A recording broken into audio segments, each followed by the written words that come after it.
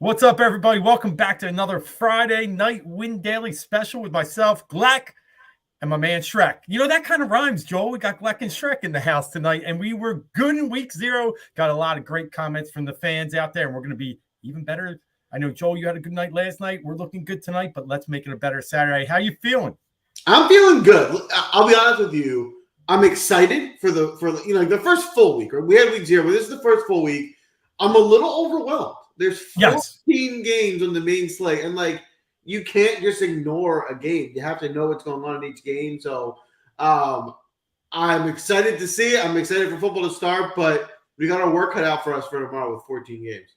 We do. Let's do a little bit of action first with our intro, and then we'll get right into this slate. Week 1, college football, September 2nd. Going to be great.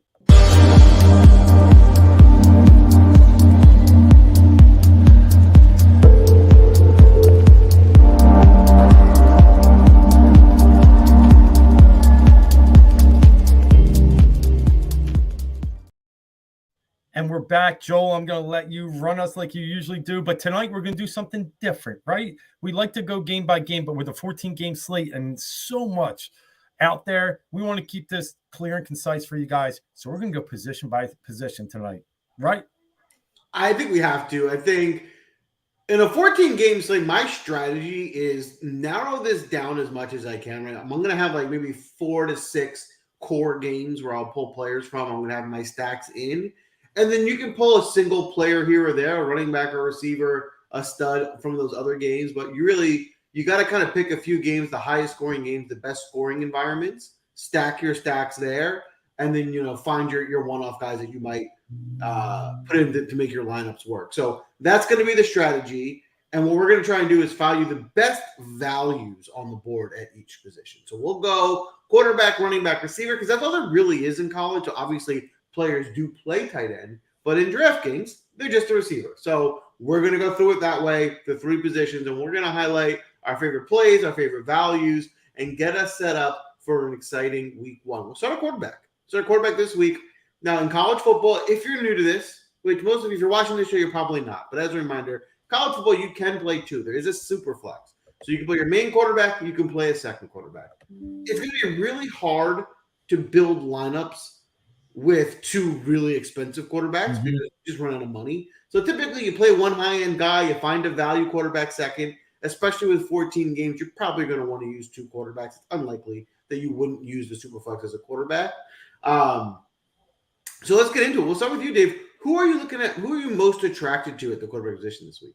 Well, Joel, like we said, 14 games, but even more importantly, a lot of games against sub-Division 1 teams out there. So you really got to, be kind of smart with where you go. Some of these games could get out of hand. You could see a quarterback play 2 quarters, still rack up some good points, where you could see some other competitive games, maybe be the ones you want to stay in. I will tell you my favorite position of the week is running back. I think there's good value at running back. So for me at quarterback, there's tons of good players. And I really think we're going to land with a lot of guys right in those high 20s, low 30s. And you're going to be able to pluck 2. We're going to have high scores. And with that said, we've talked about him in the past. He's just kind of a thorn in our side. Bo Nix at 10-1, I'm going to tell you I'm probably away. I know, it's Portland State. I know that he can average over 30 points a game, but I think we can get those 30 somewhere else. So I'm going to pass on Bo and tell you my favorite one up top is actually Dylan Gabriel at Oklahoma. I think it's going to be an electric offense, better than last year, right? They had some speed bumps they had to get through, but I think up at the top at 9,400, Dylan Gabriel would be my preferred choice. I like it. I like the call. We know the explosiveness you can get from Dylan Gabriel. Correct me if I'm wrong. Dylan Gabriel used to play for Central Florida, right? Yes, correct. UCF. Yep. And he was very explosive there. So you put him on an Oklahoma offense, the guy can score points. I think that's a good call. I think the one thing to keep in mind, it's different. Like if Bo Nix was playing tonight, that price tag would be, I wouldn't think twice about it. You'll find the value. That's what you plan. In a 14-game slate where there's going to be scores, you're going to find one of these games where guys go off, paying the $10K price tag is a tougher pill to swallow. That's right. Because that's the biggest factor that I think people miss. The 14-game slate matters because there's going to be other scores out there just to go sheer volume. Whereas if he was playing tonight with only 5 games, he'd almost be a must play. Correct. So, because of the 14 games, listen, Bo Nix against Portland State has the ceiling that's unprecedented, right? He could score 6 touchdowns in the first half because he can run them all in and what have you. But it's unlikely he plays 4 quarters because they're going to blow them out. And to pay $10K for a guy who's only going to pay a portion of the game, I agree with you. I think you can find some better value here. I got 2 favorite plays at the quarterback position. My favorite one is Chandler Morris at TCU. Yeah. This TCU team is a good, explosive offensive team. We saw that last year. I mean, obviously they lost Quentin Johnson to the NFL. But we saw Chandler Morris replace Duggan 2 years ago when he was hurt, and he was awesome. He can run, he can throw. To get a dual threat quarterback at under $7K on this slate, it's just a great value. Against Colorado, too.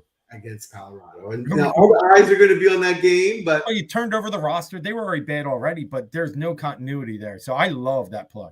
And I do think Colorado will be better, but probably more offensive than defensive. So it's probably a spot where they should be able to score plenty of points in this game. So love Morris at the price. And the other play is Michael Penix Jr.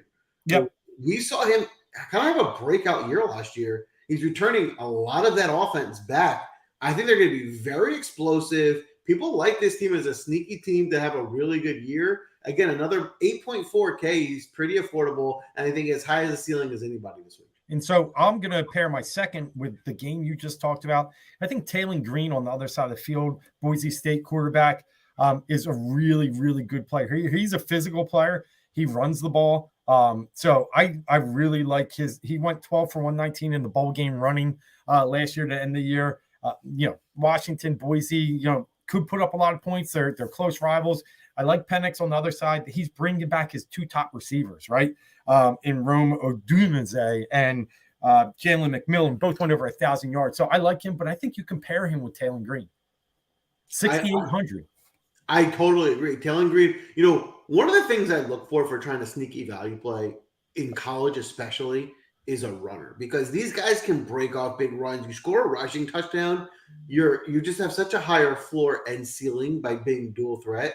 And I think that sometimes gets overlooked in DFS. These dual threat quarterbacks are so much more valuable than just the traditional passer. So getting Green, who's a dual threat runner in which should be a good game environment at under 7K, very good value. Yeah, and Yvonne, you have a good point. I do think people will shy away from Boise, and that's why I bring up the continuity with the receivers that Penix has. Having those 2 back in there, they're one of the highest bring back starter rates. I know Florida State's right up there in the 90 percentile, but Washington is up there as well. And I think that does help give me a little more comfort. And plus, Boise played, I want to say, 1 top 80 pass team last year, and it was Oregon State, and they left like 300 yards. So, and Utah State lit them up in the pass game once too. The other ones, Boise didn't play much. So I don't get scared about last year's pass D rankings of Boise.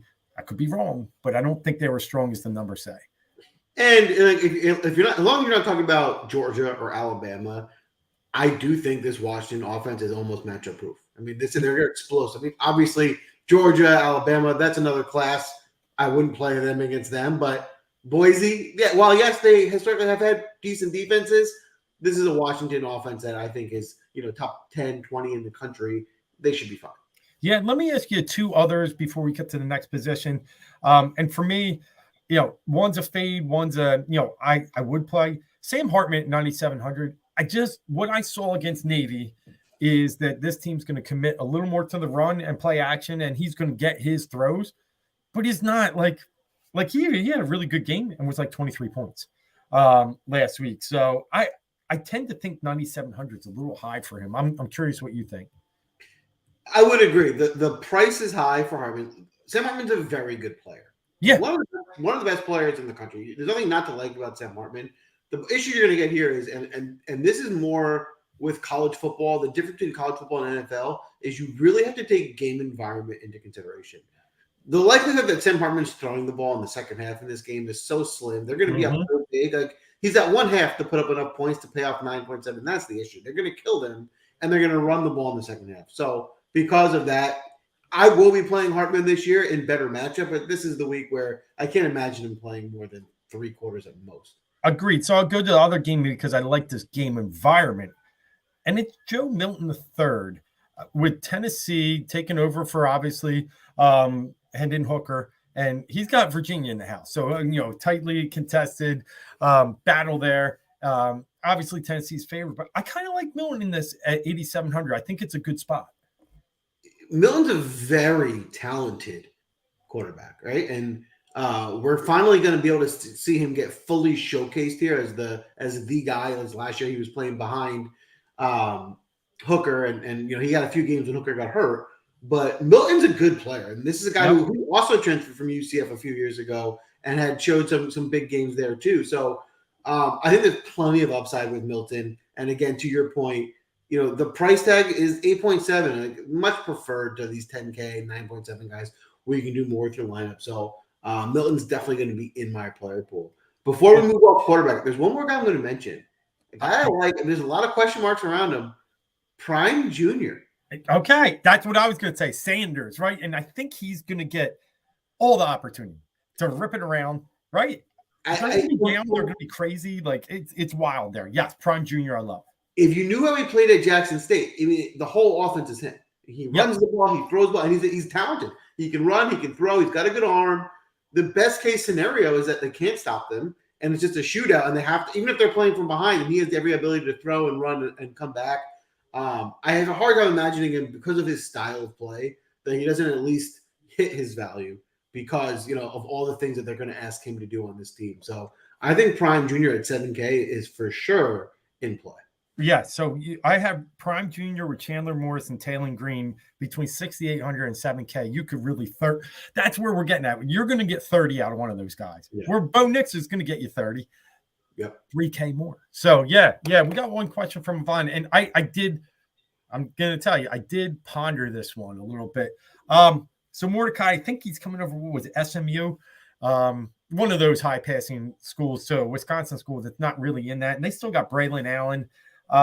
It's intriguing to me. Don't get me wrong, against a Buffalo team that, does let up a lot of passing yards, but like Hartman, I think he's just going to ease his way versus an inferior opponent. And 8,900 is too much. If you would have given me him mid sevens on this Wisconsin team, I would have jumped. I think 89 is a little much for a guy where we just named some other Jackson Dart. I'd rather have Jackson Dart 7,200. So what about you? You know what? I don't really understand why he would have transferred to Wisconsin. That doesn't make sense to me because Wisconsin is a running team, and they have one of my favorite running backs on the slate who's only priced at 6.7, and I would way prefer Braylon Allen at running back on this Wisconsin team because Wisconsin's going to run the ball. And the fact that Braylon Allen is $2,000 cheaper than Mordecai doesn't make sense to me. We know it's hard to imagine a scenario where Wisconsin throws the ball more than 30 times, right? It's just not how they play. So I don't really understand why he transferred there because he's just going to be playing more of a handoff, slow it down offense. His numbers aren't going to look as good. And I much prefer the running game. Yeah. And pro style. Maybe that's the only reason they're going to try and play him more pro style offense to showcase him because people always have concerns with those other gimmick offenses. But yeah, it's not a bad play. It's the salary that scares me. And obviously the way Wisconsin plays, he's a good quarterback, good matchup. But I think if that's a 5-game slate, going back to what Joel said, he's in play for me, but he's not here. So let's jump over to running back. Listen, I said it earlier, and I'll say it again. I think running back's the core position here coming into this week, and I'm almost snapping a chalk line at 7K and going under. I mean, I know I like the guys above like Travion, but I start with Blake Corum. I just think he's going to come back. He's going to be a Heisman candidate, and he's getting a great, matchup against ECU. So I start with Blake Corum as one of my top favorite running backs on this slate. He's got to come back from that injury at the end of last season. I know he's got Edwards behind him, but when Corum's cooking, he can catch, he can run, and he scores touchdowns. Edwards is more that, long guy. He's outside the 20s. Corum's the guy inside the 20s. Yeah, I really didn't know. I don't really understand the pricing here. I mean, Corum was in the Heisman conversation at points last year. Yes. And now you're getting him at under 7K. That confuses me. It's not like this is Georgia. I mean, it's certainly an attainable matchup. Unless I'm missing something, unless they're expecting this, either one, he's still hurt, or two, they're expecting this to really be now become a full-time share, and he'll be getting less carries. Both are speculating, and from what we saw when he was healthy, it was really, he was getting 75% of the carries and Edwards 25. It was really his show. And if that's the case this week at this price, he's a smash play. Yeah, absolutely. And then the one down there, and then I'll let you give your two. I mean, we loved him last year, and I'm going back to him again. It was that Ole Miss running game. Now with Zach Evans moving on to the NFL, Quinton Judkins is just the man. And we loved him last year as a freshman, but, getting a beautiful matchup against Mercer, another one under 7K. I'm all in on Judkins, averaging almost 24 DK points a game last year in a part-time or a shared backfield. Now it's his, he'll give some carries off somewhere else, but he's definitely the man. I love this one. Under 7K, and you know me, I love Quinton Judkins. I know we did. You're not gonna get me off. The thing with Judkins is, and you'll see. I mean, I'm gonna stand by this. This is a super talent, and this guy is no joke. This isn't a situation type guy. This is a guy who's going to be a first round pick in the NFL type running back. And running backs don't often go very high, and that's how talented he is. So he just can't go to the NFL because he's so young. He's only a true sophomore, but you're going to see this is a super talented guy and a much better team than he's playing.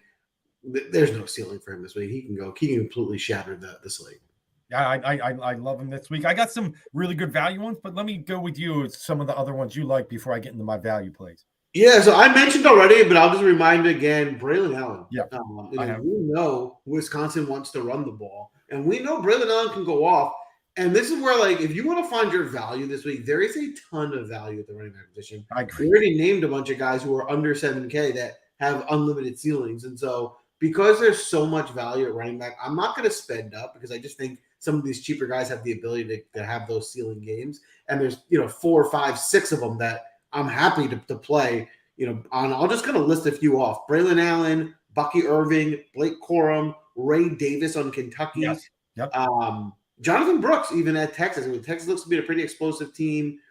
Travion Henderson on Ohio State, who's a little bit more expensive, but still under 8K. Estime on Notre Dame. And the last one I'll mention, who's 5.7 under 6K, Iowa's running back. Yes. He's in my value range. Really like him. Caleb Johnson, over 5.5 yards a carry last year in the shared backfield, but getting Utah State with the 171st ranked rush defense. And then mine down low, and we're going to go back to Prime's school. Kavasli Smoke, former Kentucky running back at 4,300. Where there's smoke, there's fire. And I just feel like he's going to have, the opportunity. He's got D1 talent. Obviously, he's on D1 school, but really SEC talent, bringing it over to Colorado. I think at 4,300, I mean, it's a little bit of a prayer because we don't know what Colorado is going to do yet, but he could be one of those, smash the slate kind of plays. Too cheap, right? At 4.3, the upside is certainly there, especially if you're looking for a value play to plug in. He certainly makes sense there. Yeah, I love him. And then, like you said, I do like the Caleb Johnson playing the Ray Davis. And, I mean, there's several still out there. Bucky Irving, like you said, should be really in play. But, again, what happens in that game? When I looked at Bo Nix, he scored, I want to say mid-20s against their worst opponent last year. Bucky scored 13. So it's how much are they going to show? So I like him. I'm just nervous about that game. Can he go for 30 and sit down the last 2 quarters? Absolutely. Anyone else you like from running backs? There are a few more guys that you can play, and we could sit here all day and mention every guy. I'll probably cap it there. If I were to throw one more guy, maybe Jabari Small at Tennessee. He's been around a while. He's been productive. He's relatively affordable here at only 5.8 under 6K. He certainly can score 2 touchdowns and be that guy as well. Yep. Love it. All right, let's go over to the pass catchers where we tend to hit our best values normally. And it's hard to look away from the Ohio State passing game. I mean, Marvin Harrison Jr. is going to be amazing this year. I mean, if you just think back 2 years ago when they had Smith and Jigba, Olave, and Garrett Wilson running around, it feels like a similar wide receiving depth chart again in Ohio State with Egbuka following him at 7,400. I'm willing to play either one. I'm probably leaning more towards Egbuka with the discount, but I think Ohio State receivers are in play this week. Listen, I'm going with Marvin Harrison Jr. Yeah. And I want to add some context here. This is another very special talent. This isn't just another one of these Ohio State receivers. People are talking about him potentially being the very first pick in the NFL draft. That's how big time of a player he is. He's also in the Heisman conversation at wide receiver, which is rare. That's how you know he's special. This guy is going to break records, and that's how talented he is. We saw flashes last year, but last year he was dealing with multiple NFL receivers with him. They didn't just feed him the ball. This year, I do think he's going to be showcased more. The only issue I see with Marvin Harrison Jr. is teams might triple team him and just say, beat us with somebody else because he's so good. But it's hard when they have all that other talent.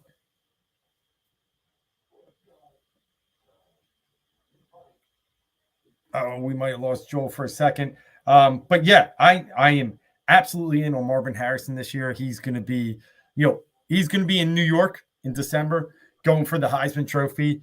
He's that special. And I'm all in where you're at too on Marvin Harrison. And my only point I was saying was I don't even know if you can double team him with all the other talent they have.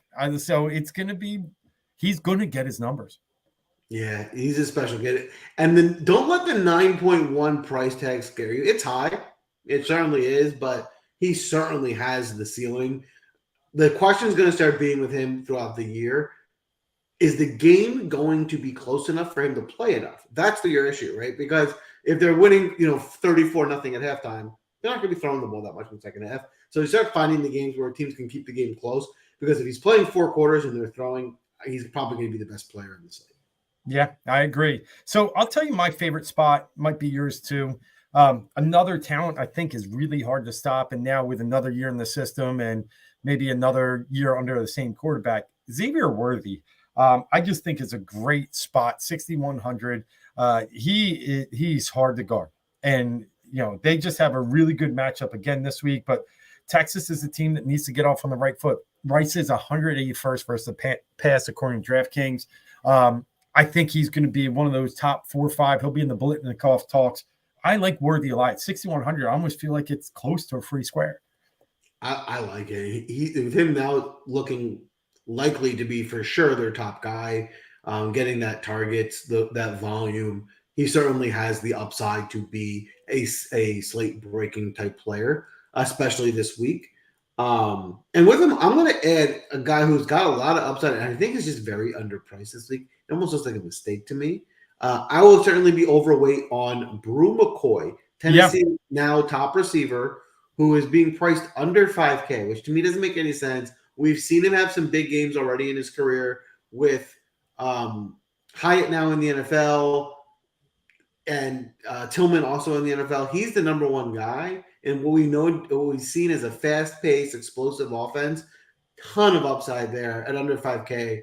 Brew McCoy is going to be one of my favorite, if not my favorite, value play wide receiver. I agree, and I'll probably even play, and I might pair him, but I love Squirrel White as well from Tennessee. 5,500 is, again, I think a really good price for a team we know under Josh Heupel wants to throw the ball.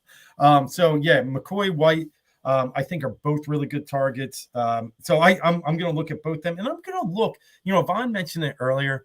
I'm probably not in love with Mordecai, getting his 3-4x value, but I think one of his receivers in Chimere Dike, right in that 5,400 range again versus a bad Buffalo pass defense, could really be someone who's excels this year. Last year, he had 700 yards and 7 touchdowns, and they never threw the ball. I really expect him to go over 1,000. And at 5,400, I think he's another good price. Yeah, I mean, listen, I've already kind of said I like the running game in Wisconsin, but I will, in defense of the passing game, they do have a new offensive coordinator, and they have the new offensive coordinator was the guy who was in North Carolina, which we know they have explosive offenses. Drake May and Sam Howell. So if they run an offense like that, things could change. It's just, when was the last time you saw a Wisconsin passing? It's just hard to imagine, but we'll see. It is. I mean, it is, but they had some breakouts. I'm trying to remember the guy's name, and he ended up playing, I want to say Detroit for a hot minute, but with the Lions. But it's been a while. We'll just put it that way. It's been a while. We'll see. And in defense of them doing well, right, like at the end of the year in Wisconsin when the weather gets cold, it's like you kind of can't go to the air. It gets to the point where the weather conditions restrict you. Yep. Now is the time of year where, the weather will be good. There won't be any nothing holding them back from being able to air it out. No, I agree. And then if we're going to, stick to another passing game that we liked, we're obviously going to. So we liked a few quarterbacks. One we both definitely liked was Penix. I think you could go either way with a Dunze or McWilliams. I'm probably, or McMillan. I'm sorry. I could go either way. They're fairly priced, both of them. They both had good seasons last year. McMillan had 9 TDs and Dunze 8. I'll lean a Dunze as my favorite of the two, but I think you do want to get a little bit in that passing game. Yeah, I for sure. You have some shares there. Yeah. Somebody's gonna have a big game. The issue is there's a few of them that could. It's not necessarily all kind of funneled to one guy, but yes, I will have some exposure to that receiving core in my lives. Awesome. All right, you got any like sleepers way down here below the 5K range? I mean, I think when we're hitting in the 5400s with all this value, I feel like I'd rather want to operate there than take these one-offs in the 4K range that could hit, could not hit. I think I'm going to get a lot of value at receivers in the 5,000. But curious if you like anyone below there. Yeah, I mean, there's a few guys that we can look at. TCU's running back is also in play at Trey Sanders. It's only 3.9K. Again, I just think that they have an opportunity to score a lot of points in that game. I'm not sure if you mentioned him, the Texas tight end, Jatavion Sanders. A guy we started playing last year. He was young, but he's a big target. He's a touchdown scorer. So if you want to get a guy at 3.7 who can likely get you a touchdown and at pretty low ownership, I think he makes a lot of sense as well. Yeah, and Yvonne just dropped one on us, which I do like. We're sitting here at Drill Anthony at 4,800. So, he crossed my list of guys I was looking at. I think that's kind of, in a good spot here. Oklahoma has one of those passing games that you're not sure if it's, what's the kid? Is it up there? Farouk, I know. And then they got another one who always let me down last year. I'm trying to remember the name. It'll come to me. But I don't mind that. I don't mind that at all. Yeah, I mean, that like to your point earlier in the show, this can be a very explosive offense. So somebody's going to have to get there and get those points. I mean, I think. Are you sure Farouk wasn't the guy that was laid down? No, well, he let me down too, but it was Stoops. I didn't. Drake Stoops let me down a lot. I mean, he was mainly Mims, who's now on the Broncos. Who he's a great player, but we would never get as many passes you would think. But yeah, I think one of these guys has an opportunity to have a big day and kind of picking which one. I think it makes sense. Like Anthony with the under 5K as a value probably makes more sense than, of course, Fruit could be the guy, but I'd rather roll the dice with the guy who's way cheaper. Yeah. And then I'm throwing out Malachi Fields there, 4,800 as well. Tennessee, we know, was horrendous against the pass last year. I got at least touch a Virginia receiver. Tennessee in the bottom of Division I, and also all college football against the pass. So, and if we think we're going to have a little bit of a scoreboard fiesta here, Virginia's going to have to keep up somehow. So I'll look at some of the Virginia courts, and I'll look at Field. So that's about, where my value ends, not ends this week. We're going to dig even a little more as we like to do and see what the depth charts are. But I think that's good for DFS tonight. You want to jump over to bets? Yeah, let's look at some wagers that you like for week 1. Anything that stands out to you? Well, favorite game of the weekend, and wearing almost the colors tonight. It's Florida State, and I like Florida State getting the 2.5 against LSU. And you'll hear the theory that last year they blocked an extra point. LSU would have won that game late. They got a little more talent. Obviously second year, but I think Florida State is a really sneaky good team this year. They're bringing back, like I said, in the 90th percentile starters, especially on offense as well, full offensive line. Jordan Travis has been there about 18 years. And I just think they're a team that is ready to surprise this year. I know I say surprise lightly because they're the 8th team in the nation, but I think they win this game again against LSU. Give me the 2.5 points in the game of the weekend. Wow. And you're not wrong. A lot of people like Florida State this year. They have some gigantic wide receivers, eye-poppingly big, which is like for college could be a big benefit. And they have a Heisman conversation quarterback. So a well-balanced roster. I think you're right. I mean, put LSU on upset alert. I think you can see some good things from Florida State this week and this year. Yeah, and now one other one I like before we jump in yours, I'll tell you, this team just always seems to surprise people. Now they're traveling east. They don't mind. They'll play Giant anytime they want, anywhere they want. Fresno State, this line smells to me. It's 3.5 at Purdue.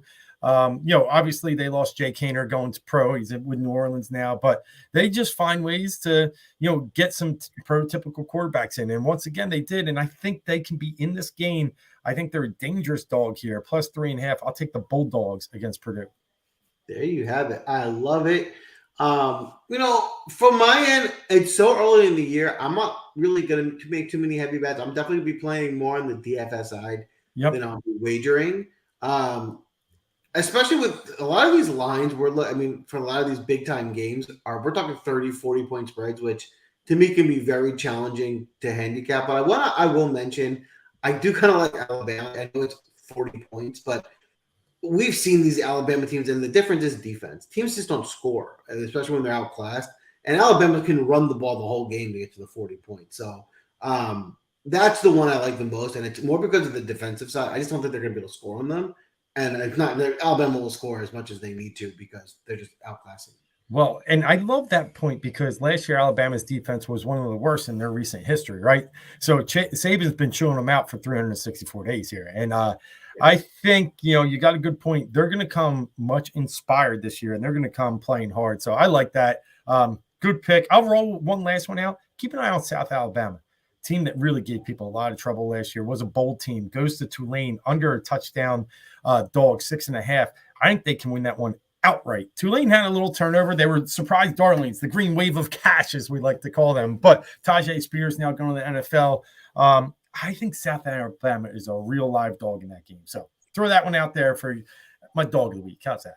I love it. I'll give one more before we wrap up tonight.